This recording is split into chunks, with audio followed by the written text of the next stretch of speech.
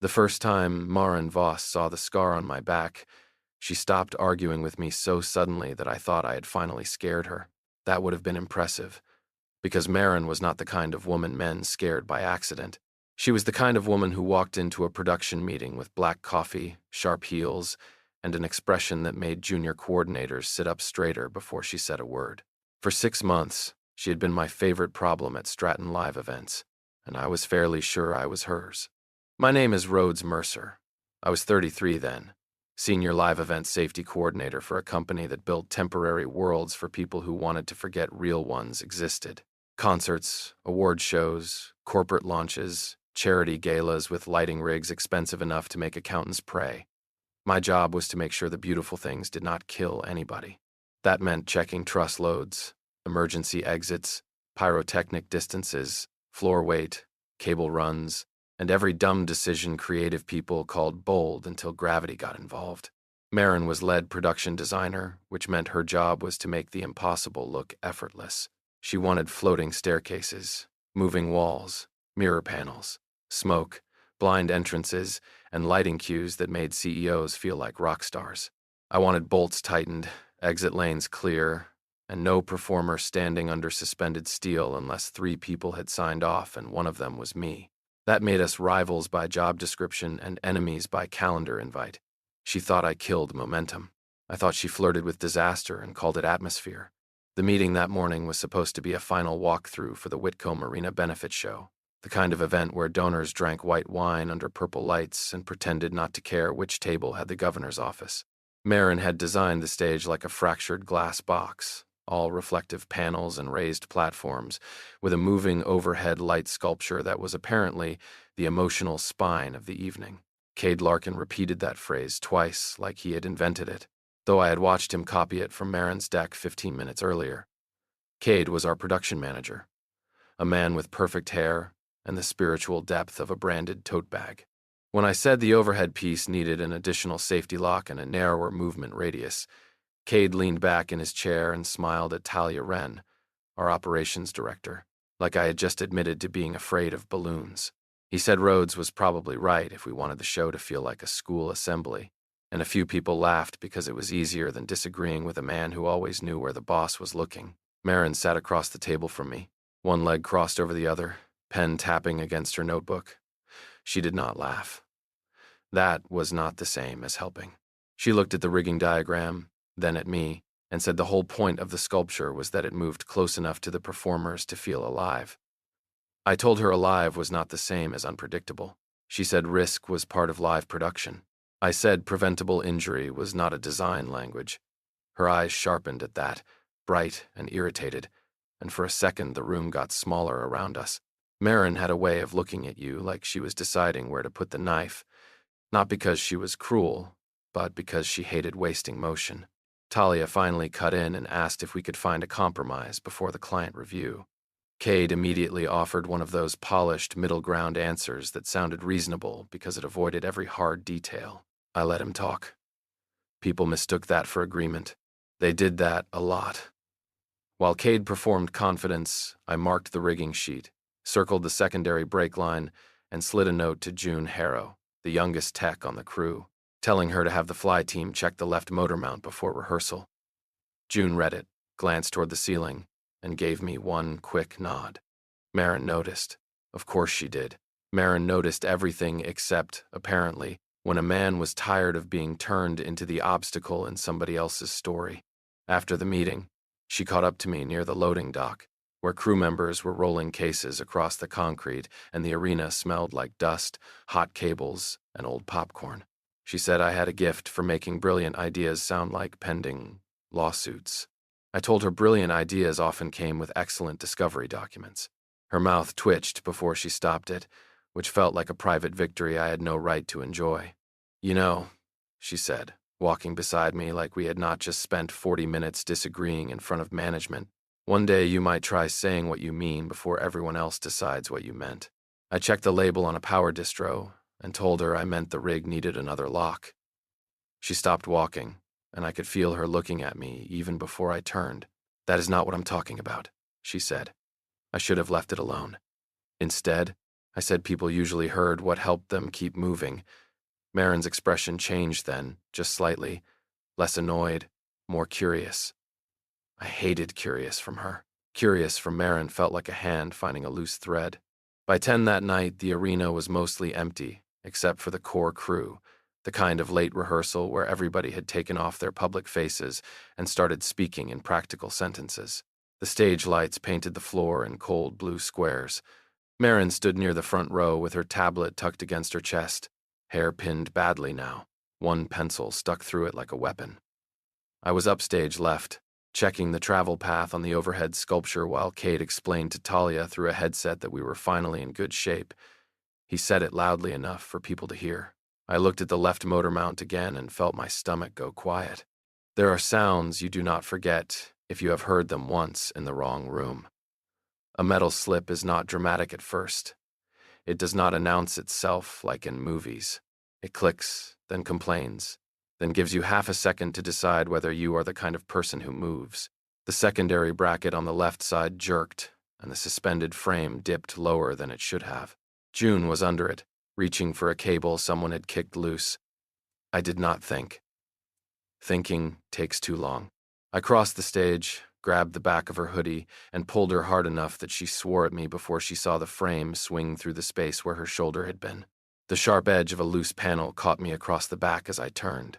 Not deep, not dangerous, just enough to rip my shirt and light up old nerves I preferred not to remember. The crew froze for one stupid second, then everyone started talking at once. Cade shouted for someone to kill the movement. Maren got to June before I did, checking her face, her hands, her breathing. That was the first thing that made me forgive her a little. She did not look at the equipment first. She looked at the person. When June insisted she was fine, Maren turned on me. Her face had gone pale under the work lights, though her voice stayed controlled. She told me I was bleeding. I said it was barely a scratch. She said men like me always called bleeding a scratch because we thought vocabulary was health insurance. I almost laughed, but the pull across my shoulder stopped me. She pointed toward the prop room and told me to move. I could have said no. I should have, probably. But Maren Voss in command had a gravitational field, and I was more tired than proud. The prop room was crowded with fake marble columns, rolled carpets, spare fabric, and 2 cracked angel wings from a holiday show nobody wanted to talk about. Maren shut the door halfway, leaving it open enough to keep things professional and closed enough to make the air change. She found a first aid kit under a table and told me to turn around. I said she did not have to play medic. She said if I passed out on her stage, she would make it part of the design and bill me for emotional disruption. I turned because arguing with her hurt more than the cut. She stepped behind me and went quiet. At first, I thought she was looking at the fresh scrape. Then I remembered the shirt had torn wider than I thought. The old scar started high near my left shoulder blade and ran down across my back in a pale, uneven line, the kind metal leaves when it wants you to remember exactly what shape it was. Most people looked away quickly when they saw it. Maren did not. I could feel her stillness, like pressure between my shoulder blades. Her fingers did not touch the scar. They hovered near it, close enough that my skin tightened anyway. When she spoke, her voice was different from any voice she had ever used on me in a meeting. Softer, yes, but not gentle in a pitying way. More like she had found a locked door where she had expected a wall. She asked where I got it. I told her old job, bad night, boring story. She made a sound under her breath, almost a laugh, but there was no humor in it. She cleaned the new cut with more care than it deserved, then stepped around, so I had to face her. Maren looked at me for a long moment, and I realized I had never seen her without armor before. Not really. No sharp smile, no performance-ready confidence, no rivalry dressed up as banter. Just those clear, angry eyes moving from my torn shirt to my face like she was putting together a version of me she did not want to be true. "Why do you let them think you're weak?" she asked. I could have told her the truth then. I could have said that weak was easier than dangerous, easier than brave, easier than standing in a room while people rewrote the worst night of your life to protect themselves. Instead, I reached for the clean overshirt hanging on a prop rack and gave her the only answer I could survive. I told her not to turn me into one of her design projects. Maren did not smile. That was how I knew I had missed my chance to make it a joke. She stepped back, holding the bloodied gauze in one hand, and asked again where the scar came from. I looked past her at the stage lights leaking under the prop room door, at the shadows of people moving outside, at the world waiting for me to come back out and be useful without being known. From the last time I let people call me brave, I said. The next morning, Maren Voss went back to treating me like an inconvenience, which should have been comforting. Rivalry had rules. Rivalry had meeting agendas, marked up drawings, sarcastic comments in hallways, and the kind of professional distance people could explain without lying too hard. What we had in that prop room did not have rules yet. It had a torn shirt, a first aid kit, her voice asking why I let people think I was weak, and my own stupid answer hanging between us like a rig nobody had signed off on. I got to the arena before 7 because sleep had been optimistic. The crew was already unloading replacement hardware near the stage, and June gave me a look that said she was still embarrassed. I had yanked her out of the way like a misbehaving suitcase. I told her next time she could file a formal complaint before being saved. She told me next time I should try not bleeding on company property because it created paperwork. I liked June. She had the rare ability to be grateful and annoyed in the same breath. Maren arrived 15 minutes later in dark trousers, a cream blouse, and the kind of blazer that made it clear she had decided no one was allowed to know she had been worried the night before. Her hair was smooth again, her tablet was charged, and her expression had returned to its usual setting of professionally unimpressed. She saw me by the stage left stairs, glanced once at the fresh shirt I had brought from my car, then looked away before the glance could become a question. I appreciated that. I hated that I appreciated it. We did not talk until the client review. Talia had gathered everyone in the front rows, while the Whitcomb people sat with their lattes and their donation board smiles, waiting to be reassured that their expensive evening would look effortless. Maren walked them through the revised design with the clean confidence of someone who could make cable management sound seductive. The overhead sculpture still moved, still caught the light like broken ice, but its path had been tightened by 6 inches and its secondary lock moved to a cleaner sightline. Nobody in the donor seats would notice. That was the point. Safety was best when it had the manners to disappear. One of the client reps, a woman with silver glasses and a voice like a closing contract, paused on the rigging slide and said the added lock was elegant. She said it preserved the visual impact without making the mechanism feel compromised. Maren stopped for half a second. Not enough for anyone else to catch, maybe. Enough for me. She knew that note had not been in her original deck. She knew Cade had argued against it. She knew I had made the change late, cleaned the sightline, and sent the updated drawing to June to fold into the master file before dawn. Cade stepped forward before silence could turn honest. He smiled that expensive smile of his and said they had all felt it was important to protect Maren's vision while respecting Rhodes's concerns. That was Cade's gift. He could steal credit and make it sound like diplomacy. Talia nodded, pleased. The client smiled, satisfied. Maren looked down at her tablet, and I watched her thumb press once against the edge of the screen. Hard. I should have felt angry. I mostly felt tired. Anger needed oxygen, and I had used mine up years ago in rooms where men in clean shirts explained why the story was more complicated than the blood on the floor. So I let Cade talk. The show would be safer. Maren's design would survive. June would not stand under a bad line again. On a practical level, that was a win. On a human level, it was the kind of win that left a taste. After the review, I was checking the new lock near the loading aisle when Maren found me. She did not announce herself. She just appeared beside the rolling case where I was kneeling and said Cade did not come up with that sightline change. I told her good morning to her, too. She ignored that and said the change was mine. I tightened the last bolt, stood, and said it was on the approved plan now, which was what mattered. Her eyes narrowed. Maren had 3 kinds of narrow-eyed looks. One meant she was about to argue design. One meant she had spotted a flaw. This one meant she was trying not to throw something because there were witnesses. She asked why I let him do that. I said Cade enjoyed speaking in public and I believed in supporting people's hobbies. That almost got her. The corner of her mouth moved, then vanished. She stepped closer and lowered her voice, which somehow made it worse. She said I had saved the concept, protected the crew, and kept her from getting carved up in front of the client, And somehow Cade was standing there collecting applause like he had personally negotiated with physics. I told her applause was not load-bearing. Maren stared at me for a long second. Then she said my jokes were starting to make her want to commit a misdemeanor. I told her she should avoid that because our legal department was understaffed. She did not laugh. Instead, she folded her arms and looked toward the stage, where Cade was telling Talia something with both hands moving. "You know what he's doing," she said. I told her everyone knew what Cade was doing. She looked back at me fast.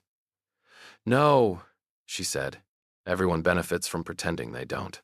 That landed closer than I wanted. I picked up the wrench and started packing the kit because movement was easier than answering her. Maren watched me put each tool back in the exact slot, and I could feel her building conclusions. She was good at that. Too good. She asked if this was what I meant last night, about the last time I let people call me brave. I told her last night involved blood loss and theatrical lighting, so maybe we should not treat it as a deposition. She stepped into my path before I could leave. There was nothing soft about her face then. That was the strange part. Maren did not look like she pitied me. She looked furious on my behalf, which was much more dangerous. Pity lets you stay small because the other person is looking down. Anger like hers demands that you stand up and explain why you are still on your knees. She said Cade was using my silence as a ladder. I told her the show being safe mattered more than who got the clever little checkmark beside a bullet point. She said it was not clever and it was not little. It was my work. I wanted to tell her she was wrong. I wanted to tell her not to make this into one of her clean, bright design problems where the ugly line could be hidden if you chose the right angle. But she was standing too close, and the morning light from the open loading door caught in her hair, and I remembered her hands hovering near my scar without touching it. I remembered the way her voice changed when she realized I had not been born quiet. I had become it. So I said the truth, or at least the easiest piece of it. I told her nobody got hurt, and that was the part I could live with. Maren's expression shifted, not softening exactly, but breaking at the edges. She said that was noble and infuriating, which in my experience was where most noble things ended up. Then she asked if I had done that before, fixed things and let other people carry the credit away because it was easier than asking to be seen.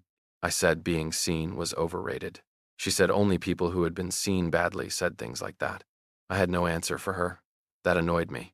Maren Voss had been my work rival for half a year, and suddenly she was standing in a loading aisle describing a part of me I had never put on a resume. Cade laughed somewhere behind us, too loud, too comfortable. Maren heard it and looked over my shoulder. The anger came back into her face, but underneath it was something else now. Not attraction, not yet, or at least not something either of us could safely name in fluorescent light beside a case of spare clamps. It was recognition. She had found the shape of an old bruise and knew what kind of pressure made it hurt. I told her to let it go. I meant Cade. I meant the meeting. I meant the scar and the question and whatever dangerous habit she was developing of looking at me like I was not the man she had decided I was. Maren did not move. She said she had spent years letting men put their names on her best ideas because she thought surviving the room was the same as winning it. Her voice stayed steady, but something in it turned sharp enough to cut both of us. "I'm not doing that again," she said. Then she stepped around me, close enough that her sleeve brushed my arm. It was barely contact. It still managed to make the whole loading dock feel too small. Before she walked back toward the stage, she looked over her shoulder and told me that if I let Cade take credit for my work one more time, she would say the truth in front of the entire room herself. By the time the client left and the crew broke for dinner, I had convinced myself Maren Voss would calm down. That was one of my less intelligent hopes. Maren did not calm down so much as reorganize her anger into something more useful. She spent the afternoon moving through the arena with her tablet, her pencil, and that dangerous quiet she got when she had stopped arguing out loud because she had started building a case inside her head. Every time Cade spoke over one of the younger techs, her eyes flicked toward me like she was waiting to see if I would let it happen. Every time I did, her mouth tightened. The show changed again at 5:30 because clients believed final approval was a spiritual concept, not a calendar event. The keynote entrance needed to shift upstage. The projection wall had to move 3 feet, and Maren's reflective panels suddenly created a glare problem for the front cameras.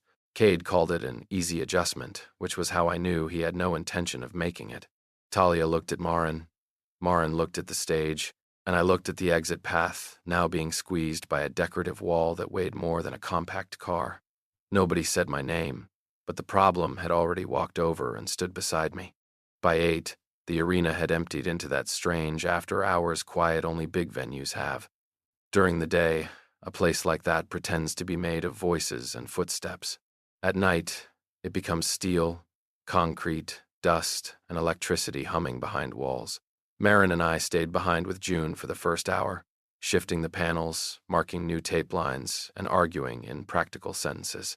June wisely disappeared once the heavy math was done, claiming she had to inventory clamps, which was young person code for not wanting to witness whatever Maren and I were becoming. For a while, we worked well enough that it made me uneasy. Maren would angle a panel, and before she asked, I would tell her whether the sight line still kept the aisle clear. I would mark a new cable run, and she would adjust the lighting cue so the safety tape disappeared in shadow without actually hiding it from the crew. It was annoying how good she was. Not just creative good, listening good. She took information in fast, fought it if she had to, then folded it into something better. I had spent months thinking she treated safety like a leash. That night, I realized she only hated being told no by people who had not bothered to understand what she was trying to make. Around 9, she caught me checking the north exit for the 3rd time. She was standing on the stage, sleeves rolled to her elbows, one smudge of black gaffer tape adhesive near her wrist. She asked if I did that everywhere I went, counting ways out before I looked at anything else. I told her only in places where people hung metal over other people's heads for applause. She did not smile. She came down the stairs slowly and said she had watched me do it in restaurants too. That stopped me longer than I wanted it to. I asked when she had been watching me in restaurants. She said we had both attended 4 client dinners, 2 vendor lunches, and 1 unbearable networking breakfast where Cade said synergy 6 times before coffee. I told her I had blocked that breakfast out for medical reasons. That got the smallest smile from her, but it faded before either of us could use it as cover. Maren looked toward the empty seats, then back at me, and asked if the scar had something to do with why I always knew where the exits were. I should have told her no. I almost did. The lie was sitting right there, polished and ready. Instead, maybe because the arena was dark, maybe because her voice did not have pity in it, maybe because I was tired of being understood in pieces, I told her a little. I said I used to work for a smaller production company out of Cincinnati. I said there had been a concert in an old warehouse venue. Bad equipment, worse management, too many last-minute changes. I said a lighting frame slipped during pre-show checks, and I happened to be close enough to pull a couple of people clear. I called it bad timing because that was the version with fewer teeth. Maren listened without interrupting. That was worse than questions. Questions let a man choose which door to close. Silence makes him hear himself. I kept my eyes on the stage while I talked, tracking the hanging sculpture above us like it might decide to confess, too. I told her the frame caught me across the back, that nobody died, and that people with better titles explained later why the incident had been a complicated breakdown of communication. I gave her the clean summary, the one that did not include the smell of hot metal, the interns screaming my name, or the way my hands shook so hard afterward I could not unclip my own radio. When I stopped, Maren was very still. Then, she said, I kept saying happened to be close, like proximity had saved those people instead of me. I told her proximity helped. She gave me a look. I said reflexes helped too. Her eyes narrowed, not angry exactly, but insulted by the smallness of my answer. She said I had pulled people out from under falling steel and somehow managed to tell the story like I had been standing near a puddle and offered someone a napkin. That almost made me laugh. It almost made me want to leave. Both reactions came from the same place. I turned away and checked the tape mark at the edge of the stage because if I looked at her too long, she was going to see more than I had agreed to show. I told her the heroic version was not as useful as people thought. The heroic version let companies hand you a plaque, tell you they valued courage, then ask you to sign an incident statement that made your courage sound like poor judgment. Maren's breath changed behind me. Not a gasp, something quieter. Recognition, maybe. She came closer and asked if they blamed me. I said blame was a strong word, which was what people said when the weaker word was a lie. I told her they said I had broken chain of command. I had entered a restricted zone without authorization. I had created confusion during an emergency response. All of it was technically defensible if you removed the part where two people would have been crushed if I had waited for permission. Maren said my name then, just Rhodes, but it landed harder than it should have.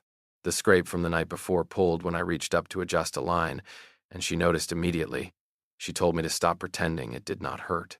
I told her she was developing a real problem with verbs like pretending. She climbed onto the stage and stepped close enough to check the back of my shirt. I could have moved away. I did not. Her fingers caught the torn edge near my shoulder, careful this time. Not hovering, not quite touching skin except where the fabric shifted. The contact was small, practical, and so intimate that for a second the whole empty arena seemed to hold its breath.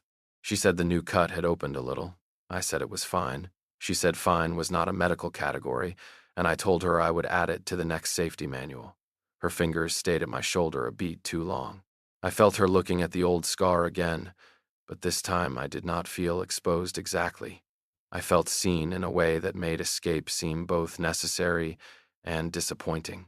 When she let go, she stepped back like she had remembered we were still us, still rivals, still two people competing for the same chair in a company that rewarded clean narratives and punished messy truths. Maren walked to the edge of the stage and sat with one foot on the lower step, looking out at the empty rows. After a moment, she said she knew what it was like to have someone take the strongest thing you had done and rename it as a liability. She did not give me the whole story, only enough to let me see the outline. A mentor who took her ideas, a room full of men who called her difficult after they used her work, a sentence about having taste but no backbone that had followed her longer than it deserved to. She said it without asking me to comfort her, which made me want to, anyway. I sat a few feet away because closer felt like a decision. The stage was cold under my palms. Above us, the light sculpture hung still and harmless, waiting for tomorrow's applause. Maren turned her head and studied me in the low work lights. She said she had been wrong about me. I told her people were wrong about me all the time. She said that did not make it acceptable. I almost told her acceptable was not the standard I lived by anymore. Instead, I said she did not need to rewrite me just because she had found one ugly chapter. Her eyes moved over my face, and the rivalry between us changed shape again. It was still there, but it was no longer simple. It had heat under it now, and understanding, and a question neither of us was reckless enough to ask in an empty arena after dark. Maren said she did not think I was weak. I looked at her then, really looked, and saw not pity, not victory, not curiosity trying to win. I saw a woman who had spent years making herself sharp because someone once mistook her softness for permission. That might be the problem, I said. The next day, Maren stopped arguing with me in public, which somehow made everything worse. When she disagreed with me now, she did it with her eyes first, then her notes, then one clean sentence that made Cade look like he had walked into a glass door. It would have been easier if she had gone back to calling me too cautious in front of everyone. I understood that version of her. This new version, the one who caught my meaning before I finished speaking and adjusted her design without making me beg for common sense, was harder to stand beside without wanting things I had no business wanting. By noon, the benefit show had become the only thing anyone in the company could talk about. Talia Wren had invited 2 senior executives to the final rehearsal, which meant every small decision suddenly had teeth. Cade wore a headset he did not need and moved around the arena like he was directing air traffic. June had taken to muttering technical prayers at the dimmer rack. Maren stood near the center aisle, calm on the outside, but I saw the way she kept pressing her thumb against the side of her tablet whenever Cade tried to explain something he did not understand. Talia pulled Maren aside after the lighting pass. I was on stage checking a cable bridge, far enough away not to hear it first, close enough to know from Maren's posture that the conversation mattered. Talia had a way of speaking that looked friendly from a distance. She kept one hand tucked at her waist, head tilted, face open and pleasant, as if every warning came wrapped as professional advice. Maren listened without interrupting, but her shoulders went very still. I did not mean to hear my name. That is a lie people tell when they want their conscience to feel tidier. I heard it and stayed where I was. Talia said Maren had done excellent work under pressure, that the client loved her, and that upper management had noticed how well she handled last-minute changes. Then she said the regional production director role would need someone decisive, visible, and emotionally clean in a crisis. She said I was strong in the field, very strong, but I had a habit of letting stronger personalities speak for me. The phrase landed harder than it should have because it was not entirely wrong. Bad judgments usually hurt most when they carry one clean thread of truth. Maren asked if that meant Talia had already made her choice. Talia said no, but the opening was coming fast, and perception mattered. Then her voice lowered into something almost maternal. She told Maren to be careful not to let her sympathy for me cloud the room. Sympathy. That was a neat little word for a woman who had touched the torn edge of my shirt in an empty arena and looked at an old scar like it had changed the map. Talia said people were already noticing that Maren had become protective, and she would hate to see Maren's leadership story get tangled in mine. I climbed down from the stage before I heard any more. There are certain rooms a man should not stand in, even if the room is only made of other people's voices. I went backstage and pretended to inspect the generator feed, though there was nothing wrong with it. The hum of the equipment was easier than the sound of Maren being told I was a liability she could catch by standing too close. For an hour, I stayed busy enough to avoid thinking. Then Cade made that impossible. He was near the wardrobe racks with two of the vendor reps, talking in the half-loud voice men use when they want gossip to travel without being held responsible for sending it. He said the incident the other night had everyone rattled, but Rhodes had a history with this kind of thing.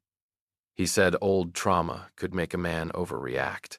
He said some people built entire careers out of being the guy who once got hurt and never let anyone forget it. I was behind the black curtain, close enough to step out and stop him. I did not. My hand tightened around the clipboard until the corner bent under my thumb, and still I stayed there. Cade kept talking, casual as rain, turning the worst night of my life into a useful little rumor. The ugly part was not even that he lied. The ugly part was how familiar it felt. Different venue, different man, same shape of story. If I stayed silent, the show would move forward. If I pushed back, suddenly my pain would become a meeting topic with bullet points. Maren found me before I had decided whether to be angry or tired. She came through the side corridor with that fast, controlled walk of hers, then stopped when she saw my face. She asked what happened. I told her nothing. She said I was insulting both of us by pretending nothing looked like that. I tried to move past her, but she stepped into the narrow space between a road case and the wall, blocking me without touching me. The corridor was dim, all black drape and concrete, with the distant stage lights pulsing blue through the gap behind her. It was a terrible place to be seen too clearly. I told her Cade was being Cade. Maren's eyes sharpened. She asked what he had said. I said it did not matter, and she gave a short laugh with no humor in it. She said men like Cade survived on decent people deciding things did not matter. That irritated me because it was true, and because she sounded too much like someone ready to pay for my history with her future. I told her Talia was right. Maren's face changed, just slightly, but I saw it. I told her people were watching, and she had a real chance at the director role if she did not muddy the water by defending a man who had spent years making himself easy to overlook. She looked at me for a long moment. Then she said she was not some intern with a crush and a hero complex. I said I knew that. She said no, I did not, because if I did, I would not keep mistaking her choices for emotional accidents. The words hit lower than I expected. Maren stepped closer, and for once there was no performance in her voice, no rivalry, no blade polished for the room. She told me Talia had warned her that protecting me could cost her. She said it like a fact, not like a complaint.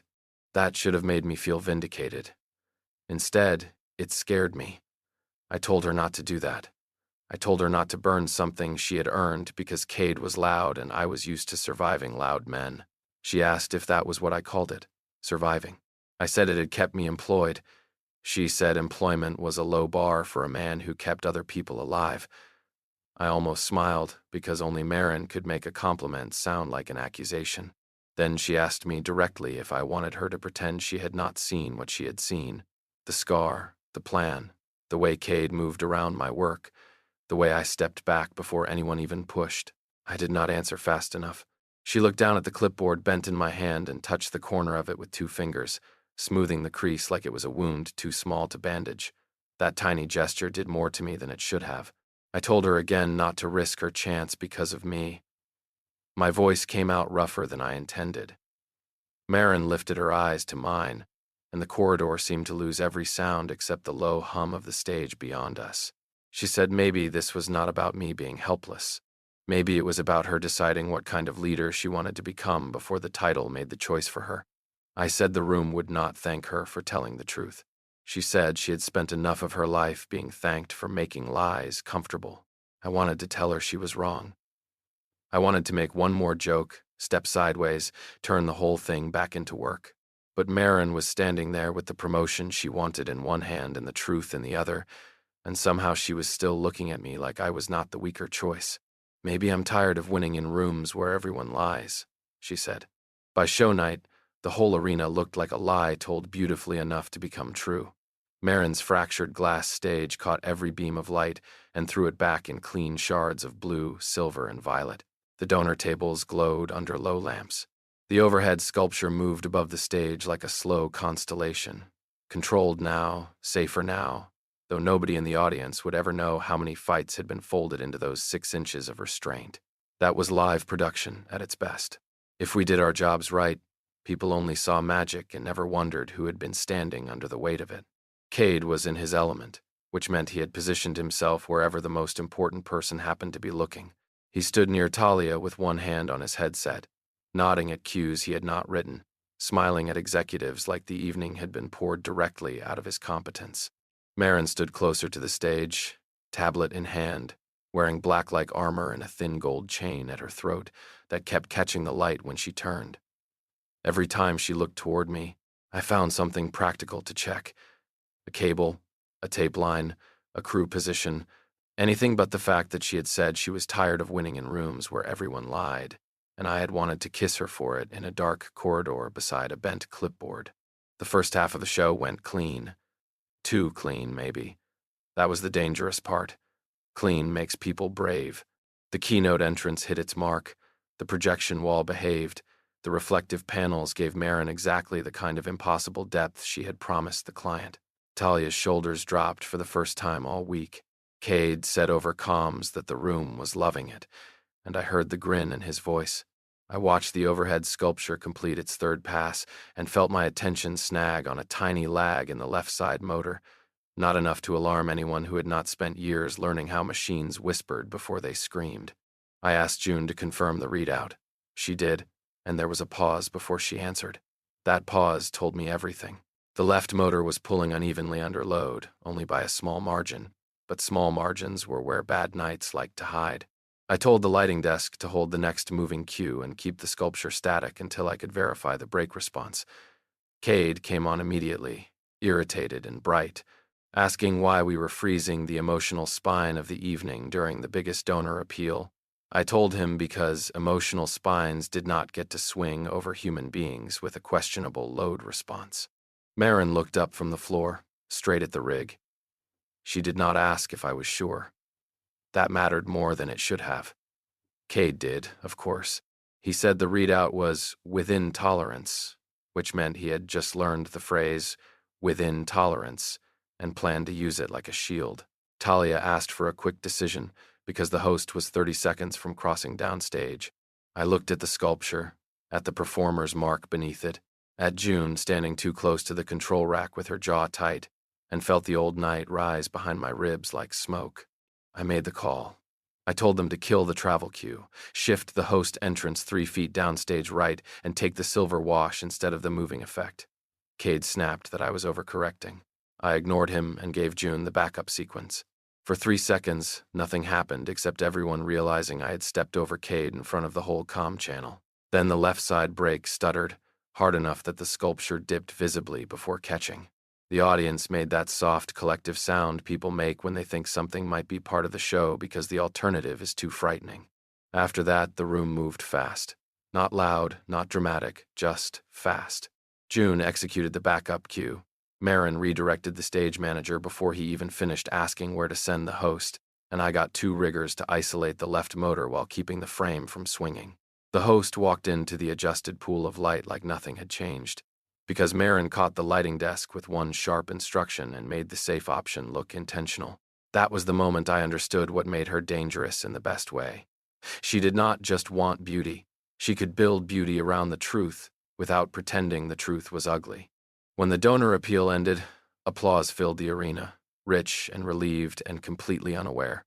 Backstage, it was different. The crew knew how close we had come. June had gone pale, Cade had gone loud, and Talia had the still face of a woman already calculating reports. Cade started talking before anyone asked him to. He said the motor issue should have been caught earlier, said the freeze had made the problem obvious to the audience, said if Rhodes had not created confusion over comms, they could have transitioned more smoothly. His voice had that slippery quality again, the one that made every sentence look for someone else to stain. I stood there with my headset still on, sweat cooling at the back of my neck, and felt the old instinct open its hand inside me. Let it pass. Keep the show alive. Nobody died. Take the blame if it gets everyone out of the room faster. The instinct was so familiar that for a second I almost trusted it. Then Maren stepped in front of me. She did not shout. That was why everyone heard her. She looked at Talia first, then at Cade, then at the senior executives who had gathered near the backstage monitor with faces full of polite concern. Maren said the only reason the audience did not watch an overhead rig fail over a live performer was because I caught the motor lag before it crossed the line. She said the backup lighting cue had been built from the safety adjustment I had insisted on 2 days earlier. She said Cade had argued against freezing the movement and that if anyone wanted to discuss confusion, they could start with the man who treated safety calls like branding problems. The silence afterward felt physical. Cade's face changed color in stages. Talia said Maren's name in a warning tone, but Maren did not look away. She said she was done letting people use Rhodes's restraint as evidence against him. My chest tightened at that, not because it was grand or romantic, but because it was precise. Restraint. Not weakness, not fear. She had found the right word and put it in the room where everyone could hear. Cade tried to recover. He said Maren was emotional because of the promotion conversation, which was maybe the stupidest thing he could have chosen to say to a woman like her. Her smile turned cold enough to make the air around us seem thinner. Before she could answer, I heard my own voice. I told Cade to stop. 2 words, not loud, but they cut through the backstage noise because I almost never used my voice that way. Everyone looked at me, and for once, I did not step back from it. I told Talia the motor lag began during the 3rd travel pass, that June had confirmed the uneven pull, and that I had ordered the freeze because the performer's mark sat directly under the left side swing path. I said Cade had no operational basis for overriding that call, and that the adjustment Maren executed had kept the show clean without endangering the host. Then I stopped, swallowed once, and added that I would rather explain an awkward lighting change to a client than explain to a family why I valued a visual effect over someone breathing. My voice did not shake. I noticed because part of me expected it to. No one clapped. Real life is merciful that way. Talia looked from me to Maren, then to June, who stepped forward and confirmed the readout with a voice that only trembled once. One of the executives asked for the incident log. Cade opened his mouth, then seemed to realize the room had moved on without him. For the first time since I had known him, he had nothing polished enough to save himself. The show finished. The audience stood. The donors praised the dramatic stillness of the final lighting sequence, which almost made me laugh hard enough to need medical attention. By the time the last guests left, the arena had settled into the strange quiet after applause, when confetti sticks to the floor and everyone's body starts admitting what adrenaline had been hiding. I found Maren in the empty seating bowl, standing halfway down the center aisle with her tablet against her chest, looking at the dark stage like she was waiting for it to tell her whether she had ruined her future. I walked down the aisle slowly. She did not turn until I was beside her. For a moment, neither of us spoke. The overhead sculpture hung motionless above the stage, harmless now, just metal and light waiting to be taken apart. I told her she should not have done that for me. Maren looked at me then, tired, beautiful, and still sharp enough to make me stand straighter. I didn't, she said. I did it because it was true. The review meeting happened the next morning in a conference room that smelled like burnt coffee and expensive carpet cleaner. That felt about right. Big companies love to process fear under fluorescent lights until it turned into action items. Talia sat at the head of the table with the incident log in front of her, two executives on either side. Cade at the far end looking like a man who had slept badly and blamed everyone else for the mattress. Maren sat across from me, tablet closed, hands folded, not wearing armor exactly, but something close to it. June gave her statement first. She explained the motor lag, the readout, the backup cue, and the timing of my call. Her voice steadied as she went, and by the end, she was looking at the executives instead of the table. I felt proud of her in a way I did not know what to do with, so I wrote down a note about replacing the left motor assembly even though everyone already knew it needed replacing. Old habits. When it was Cade's turn, he tried to shape the night into something foggy enough to survive in. He said communication had been unclear, that emotions were high, that certain people had made unilateral decisions. Talia stopped him before Maren could. That surprised me. She looked at Cade over the top of her glasses and said the comm recording was very clear. Cade's mouth closed. In the small silence that followed, I saw Maren look down, not smiling, but breathing out through her nose like she had just watched a bad set piece collapse exactly on cue. The executives asked me two technical questions, both simple, both fair. I answered them without shrinking the answer. I did not apologize for stopping the cue. I did not add a joke to make my certainty easier to swallow. I simply said what I had seen, what I had done, and why I would do it again. Afterward, Talia asked me to stay behind. Maren paused at the door, and for 1 second I thought she might argue her way into the room on principle. Instead, she gave me one look that said, "Do not disappear," then left with June. Talia waited until the door closed. She told me Cade would be removed from lead production responsibilities while they reviewed his conduct. Then she said the regional director role was still open, and after last night, upper management wanted to discuss whether I would consider stepping into it. For years, I had imagined recognition would feel like vindication. It did not. It felt heavier than that. I thought about the old warehouse in Cincinnati, the men with clean shirts, the report that made my choice sound reckless, the plaque they tried to give me before asking me to sign a lie. Then I thought about Maren standing in front of everyone and giving my restraint its real name. I told Talia I would consider it, but not if the offer came at Maren's expense, because she had told the truth. Talia studied me for a moment, then said leadership was not a single chair unless small people designed the room. It was the closest thing to an apology I had ever heard from her. I found Maren on the empty stage 20 minutes later. The crew had started tearing down the reflective panels, and the beautiful world she had built was becoming bolts, carts, fingerprints, and labeled cases again. She was kneeling beside one of the glass panels, peeling off a strip of tape with unnecessary focus. I told her Talia had spoken to me. Maren did not look up when she asked if I had been offered the crown, the kingdom, and a branded quarter zip. I said only the quarter zip was confirmed. That got a tired laugh out of her, small but real. Then she stood, dusted off her hands, and asked if I was going to take the role. I told her I did not know. Her face closed a little before she could hide it. I knew that look because I had lived inside versions of it for years. The look of someone preparing to be left out of a decision that would still hurt her. So I did the thing I had not done enough in my life. I kept talking. I told her I had spent years letting people think I was weak because weakness was easier to manage than truth. If people thought I was passive, they expected less. If they thought I was brave, they wanted the story. If they knew the story, they wanted to use it. Maren's expression softened, but she did not rescue me from the sentence. She let me finish. I told her that somewhere along the way I had confused peace with disappearing, and then I had gotten good at it. Too good. My voice scraped a little on that last part. Maren stepped closer, close enough that I could see the smudge of dust along her jaw and the place where her gold chain rested against her throat. She said she did not need me to become a hero. She said heroes were exhausting and usually bad at answering texts. I almost smiled. Then she said she just needed me to stop walking out of my own story before the important parts happened. That one went through me clean. I looked at the stage around us, half dismantled now, the lights cooling above, the crew moving in practiced patterns at the edges of the room, For the first time in a long time, I did not feel like the safest place for me was behind everybody else.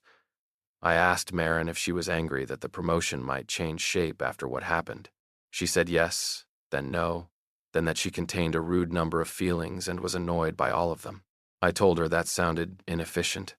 She said I could file a report. Then she looked at me more directly and said she did not regret it. Not the speech backstage, not correcting the room, not risking the version of herself that knew how to win by staying polished and quiet at the right time. She said she had spent too many years becoming sharp enough that nobody could call her weak, only to realize sharpness was not the same as strength. I told her I liked her sharp.